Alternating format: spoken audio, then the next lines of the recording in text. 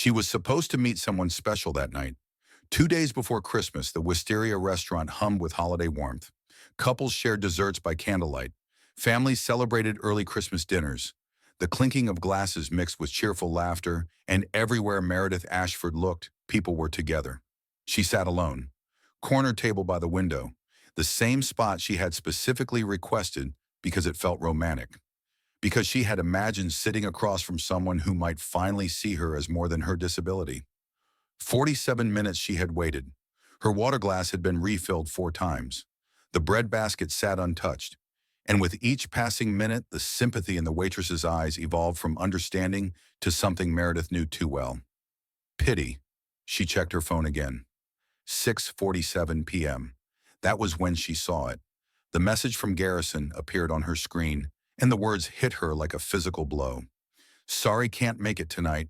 Been thinking, and this probably won't work out anyway. The deaf thing is more complicated than I expected. Good luck. The deaf thing. As if her entire identity could be reduced to an inconvenient detail. A complication he had weighed and decided against.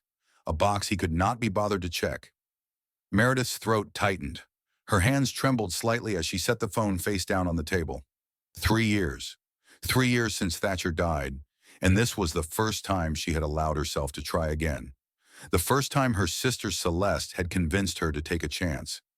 Thatcher wouldn't want you to hide forever, Celeste had said that morning.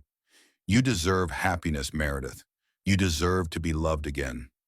But Celeste did not understand. She could not understand what it felt like to explain your deafness over and over. To watch interest fade from people's faces when they realized loving you would require effort, adaptation, patience.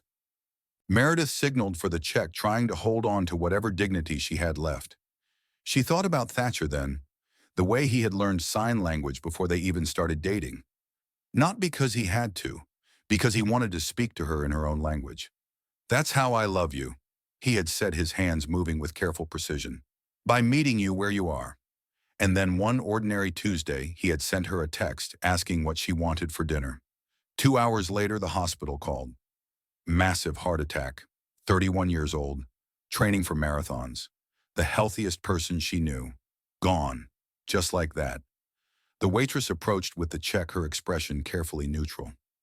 Meredith dabbed at her eyes with her napkin, pretending it was allergies, pretending the world had not just confirmed what she had feared all along. That she was too much trouble. That love for someone like her was simply not in the cards. She did not notice the 2 pairs of curious brown eyes watching her from across the restaurant. Rosalie tugged on her twin sister's sleeve. Maggie, look. That lady is crying. Magnolia followed her gaze to the woman by the window. Even at 5 years old, the twins had learned to read people. Their father said it came from living with Grandma Cordelia, from understanding that communication went far beyond words. She's really sad, Rosie whispered. Like when Daddy cries in the garage, Maggie added quietly, when he thinks we can't see. Across the table, their father Elliot was trying to convince them to eat their carrots, but he caught that comment and something in his chest tightened painfully. He thought he had been more careful about hiding those moments. Daddy, Maggie turned to him with serious eyes. That lady is alone and sad. Elliot glanced over, careful not to stare. The woman did look distressed, her shoulders hunched as she put on her coat, her movements slow with defeat. Sometimes people have hard days, sweetheart. We should give her privacy. But it's almost Christmas, Rosie said, as if sadness was simply not allowed during the holidays. Then the woman signed something to the waitress. A simple thank you, her hands moving with fluid grace. Both girls' eyes went wide. Daddy, they said in unison, their voices sharp with excitement. She knows sign language. Before Elliot could react, both girls slipped out of the booth with the speed of small rockets. His engineer's brain calculated the distance, their trajectory, and his chances of catching them. He came up short on all counts. Girls, wait. But they were already at her table. Meredith felt a gentle tug on her dress. She looked down to find 2 identical little girls staring up at her. Curly brown hair catching the warm restaurant lighting. Matching red Christmas sweaters with reindeer on them. They could not have been more than 5 years old. Then the one on the left raised her hands and signed, perfectly, clearly. Can we sit with you? You look really sad. Meredith's breath caught. She blinked, certain she had misread. But the little girl was still there, waiting patiently for an answer, her small hands poised and ready. Slowly, Meredith knelt down to their level. You know sign language. She signed back her movements, careful with disbelief. Our grandma is deaf. She teaches us. I'm Rosie. I'm Maggie. The other added her sign, slightly more animated than her sister's. You're really pretty. Why are you crying? A warmth spread through Meredith's chest, something that had been locked tight since she read that message. Since Thatcher died, since the world decided she was too complicated to love. She laughed, a genuine sound that surprised even her. Someone was supposed to meet me for dinner, she signed, but they decided not to come. Rosie's face scrunched with indignation. That's mean. Very mean. Maggie agreed, crossing her arms with the righteous fury only a 5-year-old could muster. Especially before Christmas. Christmas is for being together. Then Maggie tilted her head, studying Meredith with eyes far too wise for her age. Grandma says the saddest people usually understand life the best, because they've seen both the darkness and the light. Meredith's vision blurred with unexpected emotion, but these were different tears. Girls. A man arrived at the table, slightly out of breath, his face flushed with embarrassment. He was tall, with kind eyes that matched his daughter's, and when he spoke, his hands moved simultaneously in sign language, a habit so natural it was clearly part of who he was. I'm so sorry, he said, signing. They just took off before I could stop them. Meredith stood, wiping quickly at her eyes. It's okay. They were just keeping me company. Daddy, she got stood up, Rosie announced loud enough for nearby tables to hear. That means someone was supposed to come, but didn't. Rosie, the man's face reddened further. That's not something we announced to the whole restaurant. But it's true, Maggie defended, and it's not fair. Nobody should be alone before Christmas.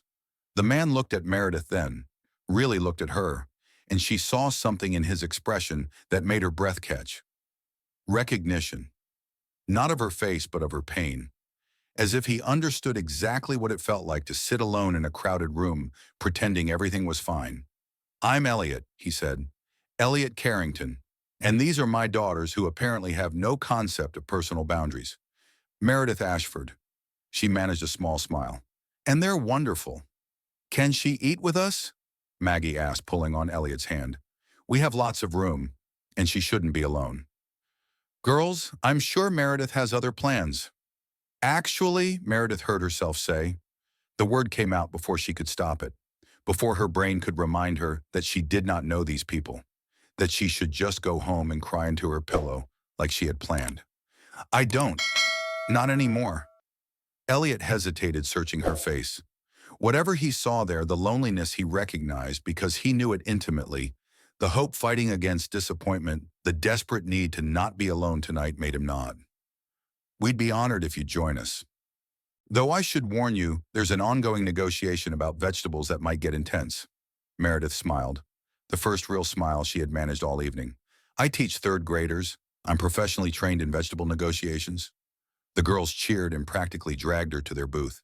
She had not expected magic that night, but as she slid in next to Maggie and Rosie, immediately climbed onto her lap with the confidence of a child who had never learned to fear strangers, Meredith felt a gentle ache in her chest, the weight of the small body against hers, the warmth, the complete and unconditional acceptance.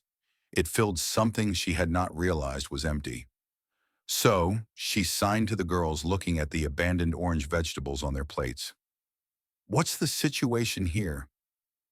They're orange, Maggie explained with grave seriousness, as if this explained everything. Ah, orange vegetables. That is tricky. Meredith leaned in conspiratorially. But did you know that orange vegetables help you see in the dark? Very important for Christmas morning, when you need to check if Santa came without turning on the lights? The twins' eyes widened. They exchanged one of their mysterious twin looks, and slowly, reluctantly, they began eating their carrots. Elliot stared at Meredith with something like awe. How did you do that? I've been trying for 20 minutes. Secret teacher magic, she signed with a wink. As the girls worked through their vegetables, conversation flowed naturally between the adults. Meredith learned that Elliot was a structural engineer who designed bridges, that his mother Cordelia had been deaf since birth and had taught him sign language before he could walk. Growing up, I never thought of my mom as disabled or limited. He said, his hands moving gracefully as he spoke. She was just mom. She taught me that communication is so much more than words. That's beautiful, Meredith said. So many deaf people feel isolated even in their own families. Mom made sure that would never happen. When the girls came along, she was adamant they learned too. She said being able to communicate with everyone in the family was the greatest gift she could give them. The conversation paused when Maggie spoke up. Our birthday is in February, February 14th, Valentine's Day babies. Mommy used to say we were born on the day of love. The air at the table grew heavy. Elliot's expression flickered with something painful before he smoothed it away. Meredith noticed. She had become expert at reading what people did not say. Your mommy sounds like she was very special, she signed gently to the girls. She was, Rosie said matter-of-factly, but she's in heaven now. She's been there for 2 years. I'm so sorry, Meredith said, looking at Elliot. He cleared his throat. Vivian died in an accident at work. Elevator malfunction. It dropped 3 floors. His hands stilled briefly before continuing. She was only 34. Mom moved in after to help with the girls. She's been incredible. Meredith felt the familiar ache of shared grief. My fiancé died 3 years ago, she said quietly. Thatcher, heart attack at work. He was only 31, training for marathons. The healthiest person I knew. 1 minute he was alive, sending me texts about what to have for dinner. And the next, she took a shaky breath. Elliot waited, not pushing, just present. After that, I buried myself in work. Teaching became my whole life. But my sister kept saying I couldn't hide forever. So tonight she set this up, convinced me to try. She laughed bitterly. I was very upfront about being deaf on the dating app. This guy Garrison seemed fine with it. He said he'd always wanted to learn sign language, like it was some hobby he'd been meaning to pick up. But then he decided it was too much work, Elliot said quietly. Exactly. His message said the deaf thing was more complicated than he expected, like I'm some appliance he decided not to purchase. Elliot felt anger flash through him on her behalf. That's incredibly cruel. It's not the first time, Meredith admitted. After Thatcher died, I waited a year before trying to date again. Every single time, once people realize what being with a deaf person actually means, they disappear. So I stopped trying. Until tonight, Elliot said. Until tonight. Meredith looked at the twins who were now building a tower out of sugar packets. And honestly, getting stood up was terrible. But meeting your daughters, she smiled softly. That's the best thing that's happened to me in a very long time. They taught her their Christmas song. For 20 minutes, Meredith showed the girls how to sign Silent Night, their booth becoming a small island of joy in the busy restaurant. Other diners smiled as they watched the 2 little girls and the blonde woman moving their hands in synchronized poetry. Elliot joined in with less grace but equal enthusiasm. Daddy, your hands are too stiff, Rosie complained, like robots. Gentle and flowing. Meredith encouraged adjusting his hand position. The brief touch was friendly, comfortable, like they had known each other longer than an hour. When they finished, several nearby tables applauded. The twins took elaborate bows, clearly thrilled with their new skill. As the waitress brought the check, she smiled warmly. That was beautiful to watch. You have a lovely family. No one corrected her. Meredith felt Rosie's hand slip into hers under the table. Maggie leaned against her shoulder, and her heart ached with an unfamiliar feeling hope. In the parking lot, snow began to fall. The first snow of the season, fat flakes catching in the streetlights, transforming the ordinary parking lot into something magical. It's snowing, the twins shrieked, spinning in circles with their tongues out. Meredith laughed watching them. When she looked at Elliot, she found him smiling at his daughters with such tenderness it made her chest tight.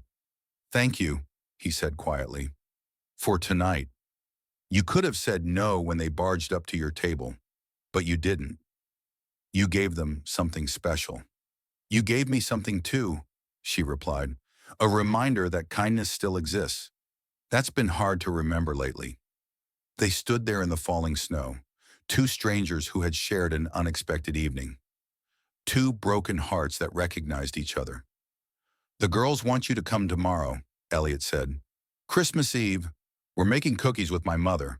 They've been talking about it for weeks. He paused suddenly, uncertain. But I understand if that's too much. I'd love to, Meredith said, and she meant it. Around 2 o'clock, I'll be there. As she drove home through the snow-covered streets, Meredith felt something unfamiliar stirring in her chest. Not hope for romance. That felt too scary, too soon. But hope for connection, for friendship, for not being quite so alone anymore. Christmas Eve arrived wrapped in golden light. Meredith stood on the Carringtons' doorstep at 1:58 p.m., a bag of baking supplies in one hand and a bouquet of winter flowers in the other. She had changed outfits twice before settling on jeans and a soft blue sweater. Not because she was trying to impress anyone, she told herself firmly, just because she wanted to look nice. The door flew open before she could knock. You came, Rosie and Maggie shouted together, launching themselves at her with the force of small torpedoes. Meredith laughed, nearly dropping her packages as she hugged them. Of course I came. I promised, didn't I? Elliot appeared behind them, Flower already dusting his dark hair. Girls, let her get inside first. He smiled at Meredith. Welcome to Chaos Central. The house was warm and lived in the best possible way. Toys scattered across the floor told stories of play. A half-built Lego castle, dolls having a tea party, picture books stacked in precarious towers. Children's artwork covered the refrigerator in layers of crayon and paint. The scent of cinnamon and pine filled the air from a real Christmas tree in the corner, decorated heavily on the bottom and sparse on top. Your home is beautiful, Meredith said, taking it all in. It's messy, Elliot corrected with a self-deprecating smile. No, it's lived in. There's a difference. She thought of her own apartment, pristine, organized, and utterly lonely. This is a real home. From the kitchen emerged a woman in her early 60s with silver-streaked hair and Elliot's kind eyes. Cordelia Carrington moved with quiet grace, and when she saw Meredith signing with her granddaughters, her whole face lit up. You must be Meredith. Cordelia signed, her movements fluid and expressive. The girls haven't stopped talking about you since last night. It's wonderful to meet you, Meredith signed back. Something in her chest eased. There was comfort in being with another deaf woman. Someone who understood implicitly what the world was like, who did not need explanations or accommodations or patience. Cordelia studied her for a moment. You have kind eyes, she signed, and patient hands. I can tell from how you sign with the girls. You must be a wonderful teacher. I try. Come. Cordelia gestured toward the kitchen. We have cookie dough to make and stories to share. The afternoon unfolded like a dream. The kitchen became a warm cocoon of flour dust and laughter. Meredith and Cordelia fell into easy conversation while kneading dough and rolling out shapes. When I was young, Cordelia signed, there were so few resources for deaf people. My parents didn't learn sign language. They thought I should just read lips and try to speak. Her hands paused. It wasn't until I went to a deaf school that I finally felt like I could breathe, like I was allowed to exist in my own way. I was lucky, Meredith signed back. My parents learned sign language before I was even diagnosed. They made sure I never felt isolated. But you still face it, don't you? Cordelia's eyes were knowing. The isolation that comes from a hearing world that doesn't want to make room for us? Meredith nodded slowly. Every day. Cordelia reached over and squeezed her hand, getting flour on both of them. I've lived 62 years in silence, she signed, and I've learned that the loudest people usually understand the least. But those who learn to listen with their eyes, those are the ones worth keeping. From across the kitchen, Maggie looked up from her cookie cutter. Grandma says fools don't get cookies, she announced solemnly. It's the rule. Everyone laughed. And after 3 years of isolation, Meredith finally felt like she belonged somewhere. Elliot watched from the doorway as the afternoon unfolded. His daughters were covered in flour, carefully decorating cookies with intense concentration. His mother was laughing, really laughing, in a way he had not seen in months. And Meredith fit into the picture so naturally, as if she had always been there. Daddy, stop staring and come help, Rosie called out, catching him. I'm supervising, he signed back. You're being lazy, Maggie corrected, making everyone laugh. For the next hour, they created an army of cookies. Stars, trees, snowmen, bells. The girls insisted on using too much frosting on everything, creating colorful, chaotic masterpieces. "This one is for you," Rosie said, presenting Meredith with a star cookie decorated with elaborate swirls of blue frosting. "Because you're like a star that came to our house." Meredith's throat tightened. "It's perfect. Thank you." "You can't keep it forever," Maggie said practically. "You have to eat it, but we can make you more anytime you visit." Anytime you visit. Such simple words, such enormous meaning.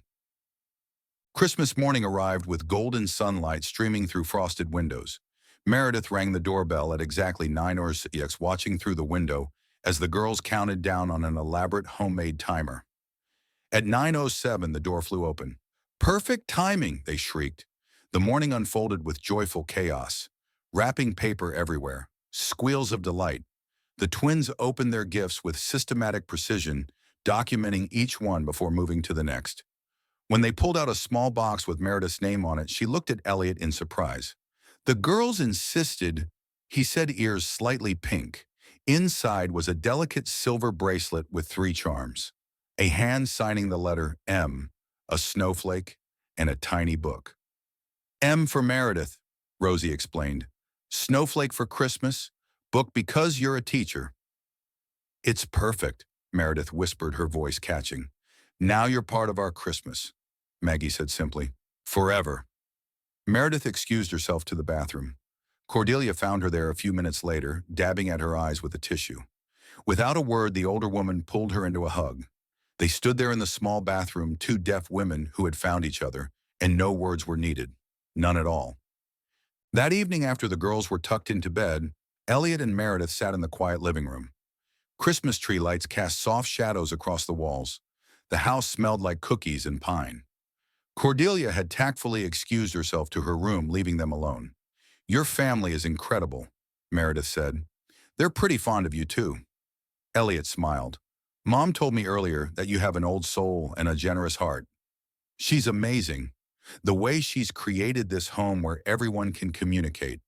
She taught me that. Growing up, I never thought of sign language as something extra I had to learn. It was just how we talked, how we loved." They sat in comfortable silence for a moment. "Can I ask you something?" Meredith said quietly. "Anything. Do you ever feel guilty for having moments where you're happy again?" Elliot let out a long breath. "Every single day. Like if I laugh too hard or enjoy something too much, I'm somehow betraying Vivian's memory." Meredith nodded slowly. "Thatcher and I were planning our wedding when he died. Sometimes I feel guilty for even considering the idea of moving on. Like I'm giving up on him." "But you're not," Elliot said gently. "You're just trying to keep living." "Are you trying to keep living?" Elliot was quiet for a moment. "I'm trying to learn how. For the girls. But most days I'm just going through the motions." "Me too." They looked at each other then. 2 people who understood loss in a way most people did not. "It's exhausting, isn't it?" Meredith said. "Incredibly." The clock on the mantel chimed softly. "I should go," Meredith said. "It's getting late." Elliot walked her to the door. "The girls want you to come back. Often." "I'd like that." She was halfway to her car when Elliot called out. "Meredith." She turned. "Thank you for making this feel like Christmas again. Thank you for inviting me, for making me feel like I belong." The snow had stopped, leaving the world blanketed in white. Stars sparkled overhead. And that night Meredith went to sleep thinking about tomorrow instead of yesterday, a miracle she had not experienced since Thatcher died. The weeks that followed wove Meredith deeper into the fabric of the Carrington family. She came for dinners twice a week, helped the girls with their homework, taught them new signs, spent long evenings talking with Cordelia about what it meant to navigate a hearing world. With Elliot, conversation flowed effortlessly. He told her about his bridge designs, his eyes lighting up when he explained load distributions and stress points. "There's something beautiful about creating connections between places that couldn't reach each other before," he said one evening. "Like building bridges between people, too," Meredith replied. He looked at her then. Really looked. And the air between them changed, charged with unspoken possibility. February 14th arrived. Valentine's Day, the twins' 6th birthday. Meredith helped plan the party, creating adaptations, so all the children could participate in games regardless of whether they could hear. Miss Meredith makes everything more fun, Maggie told her friends proudly. Later that evening, as they cleaned up the party debris, Rosie tugged on Elliot's sleeve. Daddy, do you know why I like Miss Meredith so much? Tell me. Because she doesn't try to make us normal. She makes being different feel fun. Elliot looked at his daughter, struck by her simple wisdom.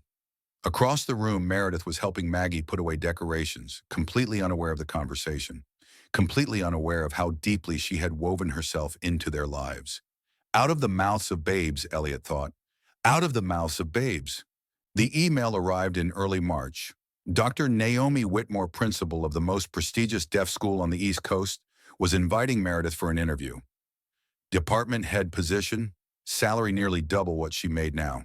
The opportunity of a lifetime. The dream she had carried since graduation. That evening after the girls were in bed, she told Elliot, "There's a position opening in Boston, at the Whitmore School." A shadow crossed his face.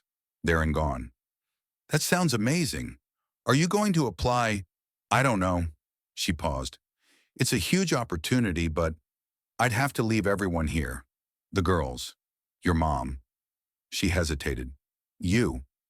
The word hung between them. Elliot was quiet for a long moment. When he spoke, his voice was carefully controlled. You should apply. Don't make decisions based on us. We'd miss you, but we'd want you to be happy. Meredith felt something cold settle in her chest. You want me to go? I want you to be happy, he repeated. Whatever that means. That's not an answer. Elliot stood moving to the window, his back to her. Vivian once turned down a promotion to stay here. Because of me and the girls. She stayed. His voice cracked slightly. And then she died.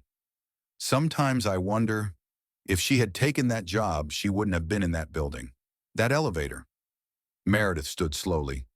You're blaming yourself for her death. I'm telling you not to make the same mistake.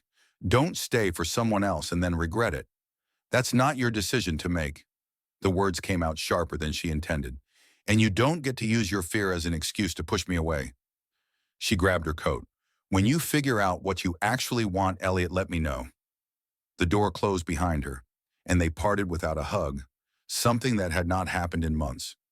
2 weeks passed, 2 weeks of silence, of Meredith throwing herself into her work and trying not to think about the family she was missing.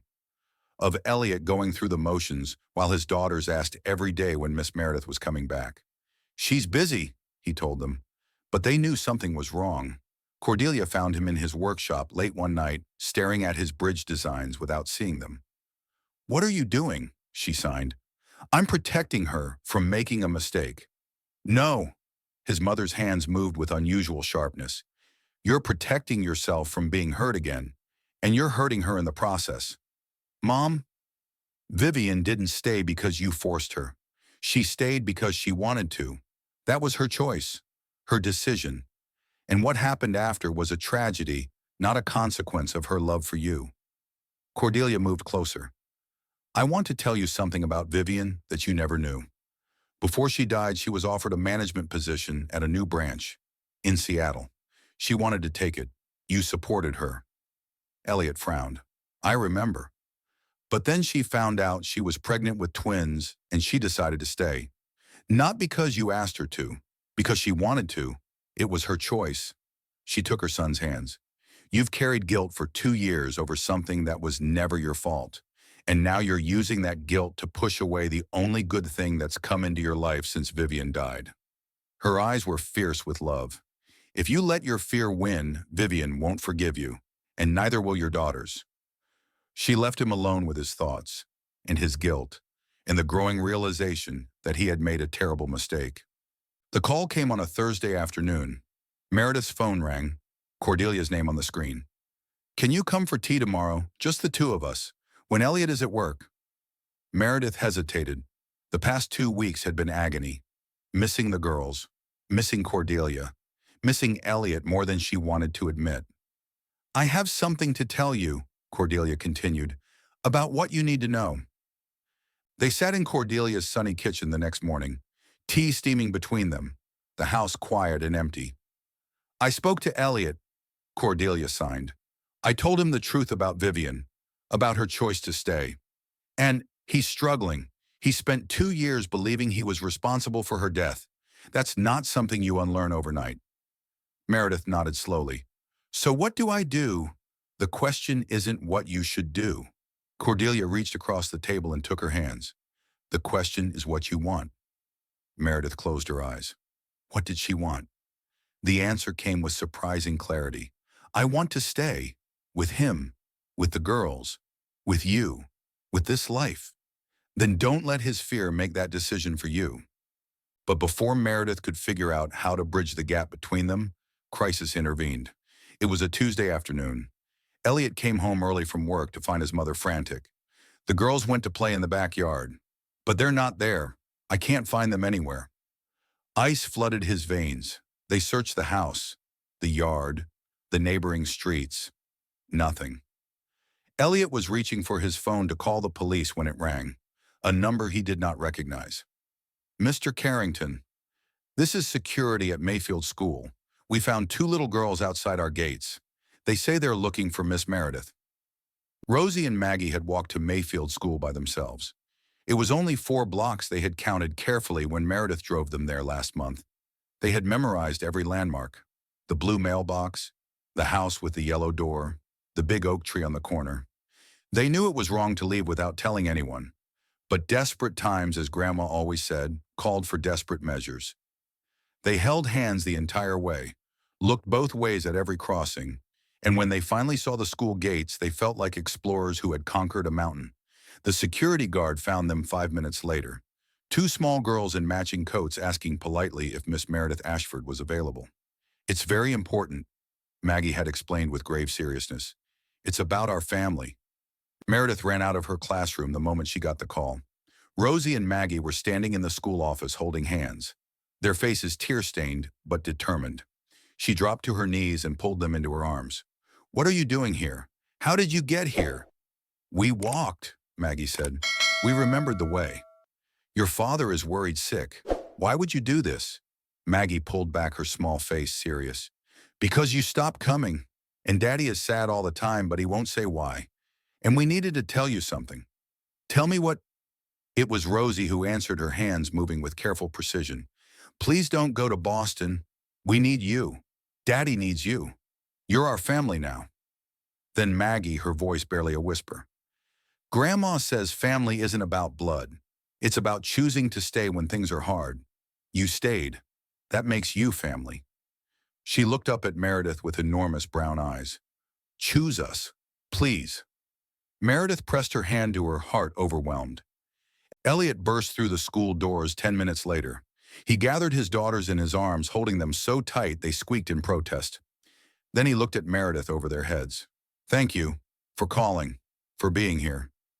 We need to talk, she said quietly, but not here. That evening, after the girls were safely in bed, Elliot took Meredith to his workshop, the space where he designed bridges, where he created connections between places that could not reach each other. I want to show you something, he said. In the center of the room sat a scale model, a pedestrian bridge elegant and graceful, designed to connect 2 sides of a ravine. I started designing this after Vivian died. I needed to create something about connection, about bridging gaps. He ran his hand along the miniature railing. I didn't realize until recently that I was designing it for myself. I've been stuck on one side of a ravine, the side where Vivian died, where I was just surviving. He turned to face her. But there's another side, a side where I can live again, where I can feel things again. His hands moved slowly, carefully. Mom told me the truth, about Vivian, about her choice. I've been carrying guilt for 2 years over something that was never my fault, and I used that guilt to push you away. His voice broke slightly. I'm sorry, I'm so sorry. He stepped closer. Meredith, I love you. Not because you understand sign language. Not because you're amazing with the girls. Not because we've both lost people. I love you because of who you are. Because of the way you laugh. The way you see the world. The way you make me want to live again instead of just existing. Meredith's hands trembled as she signed her response. I love you too. I've loved you for a while now. And Boston, she smiled through her emotion. I turned it down. What? It was my dream once. But dreams change.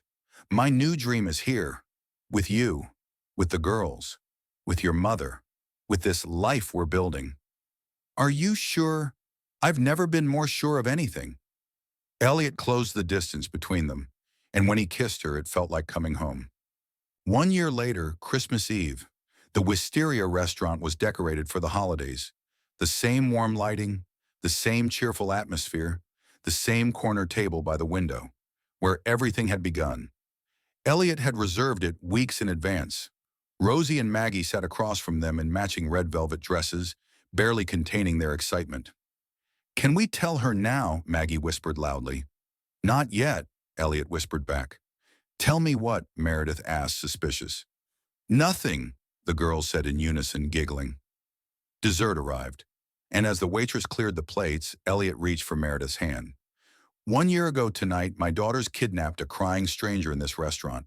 The girls beamed proudly. "I didn't know then that they were finding me a future, finding us a family." He slid out of the booth and dropped to one knee. Meredith's hands flew to her mouth. "Meredith Ashford, you chose to stay. You chose us. Now I want to choose you. Every day, for the rest of my life." He opened a small velvet box. "Will you marry me?" The twins were practically vibrating. The entire restaurant had gone quiet, and Meredith, her hands trembling with joy, signed the only word that mattered. "Yes!" The girls erupted from their seats. The restaurant burst into applause, and in the noise and joy and chaos, Meredith felt a peace she had thought she would never find again. She had found where she belonged. They married the following Christmas Eve. The Carrington backyard had been transformed into a winter wonderland. Twinkle lights woven through bare branches created a canopy of stars. White roses and pine boughs lined the aisle. Candles flickered in mason jars, their flames dancing in the cold December air. 50 guests sat in white chairs bundled in coats and blankets, their breath forming small clouds as they waited. Rosie and Maggie walked first, scattering white rose petals with solemn concentration. They wore matching ivory dresses with red sashes, and when they reached the altar, they took their places beside their father. Then the music shifted. Cordelia appeared at the back door, Meredith on her arm. Both women wore ivory, Cordelia in an elegant suit, Meredith in a simple gown that caught the candlelight like snow. They walked slowly, savoring each step. Halfway down the aisle, Cordelia paused. She turned to face Meredith, her weathered hands moving with grace. "You are the daughter I always wanted," she signed. "Thank you for choosing us." Meredith signed back, her hands shaking. "Thank you for welcoming me." They embraced, then continued forward. When Meredith reached the altar, Elliot's eyes were wet. He made no effort to hide it. The vows were spoken in 2 languages. "I promise to build bridges across any distance that separates us." Elliot said, his hands moving with his words. "To hear you with my eyes, to love you with my whole heart." "I promise to choose you every day," Meredith replied, "in silence and in noise, in easy times and hard, for as long as we both live." When they kissed, Rosie and Maggie cheered so loud the birds startled from the trees, and the snow began to fall, like magic, like a blessing, like a promise kept. 5 years later. Christmas morning in the Carrington home was beautiful chaos. Rosie and Maggie, now 11 years old, were teaching their 4-year-old brother Beckett how to sign Merry Christmas. He got the movements mostly right, his small hands clumsy but determined. Cordelia sat in her favorite chair, silver hair, gleaming, watching her grandchildren with quiet joy. The wall of family photos had grown. Vivian still smiled from her place of honor. Beside her now hung a photo of Thatcher, the one where he was laughing at something Meredith had said. "The ones who loved us first," read the small plaque beneath them, and surrounding those photos, dozens more. Wedding pictures, birthday parties, ordinary days made extraordinary by love. "Mama," Beckett signed, tugging on Meredith's sleeve. "Can we go to the restaurant?" "The special one." "What special one?" she asked, though she knew. "Where Daddy found you?" Rosie corrected him with the superiority only an 11-year-old could muster. "Actually, we found her. Daddy just followed." "Same thing," Maggie said, rolling her eyes. They went to the Wisteria for dinner that evening, the same corner table by the window. Their table now, reserved every Christmas Eve since that first night. Beckett sat between his sisters, attempting to eat spaghetti with a fork that seemed too big for his hands. Cordelia told stories about Christmases past her signs, elegant and expressive. And Meredith sat beside Elliot, his hand warm in hers, watching the family they had built together. "Do you remember," he said quietly, "the night you sat here alone? I remember thinking my story was over. And now," she looked around the table, at Beckett trying to sign "I love spaghetti" and getting it hilariously wrong. At Rosie and Maggie arguing about who got to sit closest to Grandma. At Cordelia laughing at something only she had seen. At the life she never expected to have. "Now I know it was just beginning." Elliot squeezed her hand. "Best night of my life. The night you got stood up. Best night of my life, too. The night I got found." Beckett looked up, sauce on his chin. "Mama, why are you crying?" Meredith pulled him into her lap, pressing a kiss to his messy hair. "Because I'm happy, sweetheart. So very happy." Later that night, after the children were asleep and Cordelia had retired to her room, Meredith stood at the window watching snow fall. Elliot came up behind her, wrapping his arms around her waist. "What are you thinking?" he asked. "About that message. 5 years ago. The deaf thing is more complicated than I expected." He was an idiot. He was right about one thing, though. Elliot turned her to face him, confused. Meredith smiled. "I am complicated. More complicated than he deserved. More complicated than his small world could contain." She reached up to touch his face. "But you chose complicated. You chose all of me. I chose the best thing that ever happened to us." Outside, the snow continued to fall. Inside, the house was warm and full of love. And Meredith Ashford Carrington, once a woman who sat alone in a restaurant believing her story was over, finally understood the truth. She was not too much. She was not too complicated.